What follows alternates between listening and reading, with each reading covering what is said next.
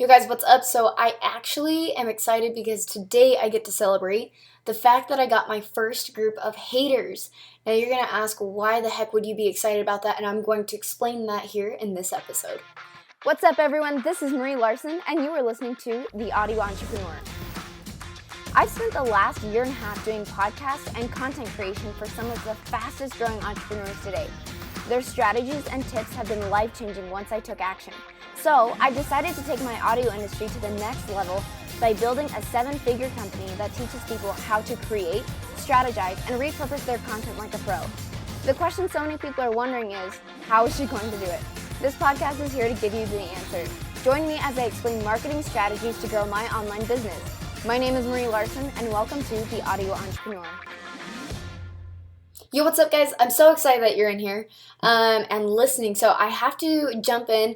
After listening to that intro, you're probably thinking, Marie, why in the world would you be excited about something like getting your first group of haters? And I have to say, when I got some messages on Facebook just a little bit ago, it went something like, hey Marie, I was going through and it was like, Marie, you're awesome, thanks for this and thanks for that, you provide value. And then I got my first group of haters, first few messages that said, Marie, you stink at this, you don't provide value here, and da-da-da, and they were going all off, right? And at first I took it kind of personal, right? And I was like, man, this kind of sucks. Like, like it kind of hurts to have people who are like, you're not bringing stuff to the table. But then after a while, I sat back and I thought, I was like, actually, you know what? This is a good thing. And as I was going through, looking at some of these, my pulse started rising and adrenaline started pumping, and it kind of stinks to think, man, there are people out there that, like, why doesn't everyone like me? Like, everyone should like me, kind of thing. And I was like, dang it, this kind of sucks. But as I kept thinking about it, as I said, I was having a moment of, actually, this is going to be a really, really good thing for me. Because truth be told, I actually don't want everyone to like me, which is really funny. If everyone liked me, then I wouldn't know what specifically my actual audience came from. And now I know that that is by far one of the funniest things that most people are like, why the heck, Marie, are you excited about your hater group? Now, as I've gone through and really figured out that specifically people who come to you and say, hey, I don't like it when you do this, or I don't like it when you do that, that is like customer feedback and research that they're giving to you for free. Now, yes, there are haters and there are people who are just being blatantly mean, but in all honesty, having haters like that is probably one of the best things that you can have for your podcast, for your business, just so you know specifically what people are looking for to provide more value for them.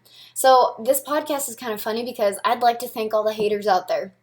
I know that a lot of times people are like, Marie, you do so great at so many things, and I really appreciate it, but I also appreciate the people who give me true and honest feedback on the things that I'm doing well and the things that I should continue to improve on.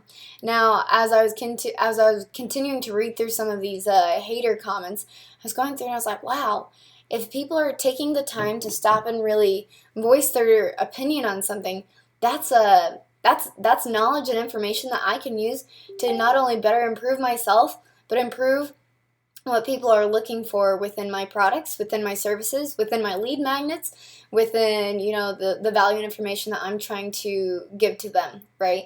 And so that right there was one of the best lessons that I could have learned, just about how haters are great, and I know that sounds so funny, and I'm going to use that all over my Facebook feed in this next little bit, but I actually am so grateful for my haters. And I went through and I asked some people kind of specifically what they appreciate about their haters, and they said this. I would say don't be afraid of complaints. The fact that your customer is taking time out of their day to give you feedback means that they care. They should be appreciated. If someone didn't care, then they would not necessarily feel the need to complain. They go straight to your competitor. Someone else said, they think about you when you unfriend or what did I say? Think about when you unfriend someone on Facebook. You don't reach out to tell them, hey, screwball, I'm unfriending you because you're an idiot. People just go and unfriend people. If they really care, then they'll call you out and talk about it before they give up on you. Customer service is the last call before you lose them.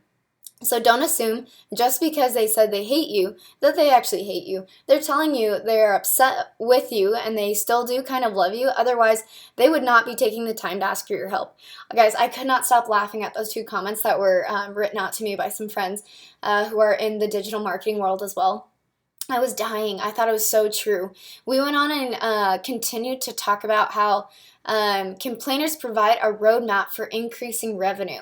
Now, a lot of people were saying, why would you take the time to increase your revenue on people that hate you within your haters group?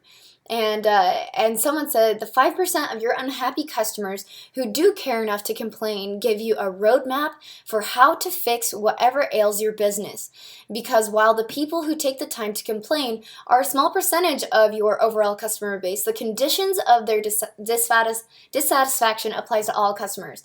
In this way, the haters are the vocal representatives of everyone your company serves. Guys, I loved this. I was going through, and as I said, I was chatting with some digital marketer friends on this topic because guys, I totally was upset at first. I was hurt. I was like, man, I thought everyone should like me. I thought everyone should really care about what my voice has to say, and I had a really hard time with it. But when I went through and I started thinking about it, and getting this kind of information from some friends, I seriously was like, holy cow.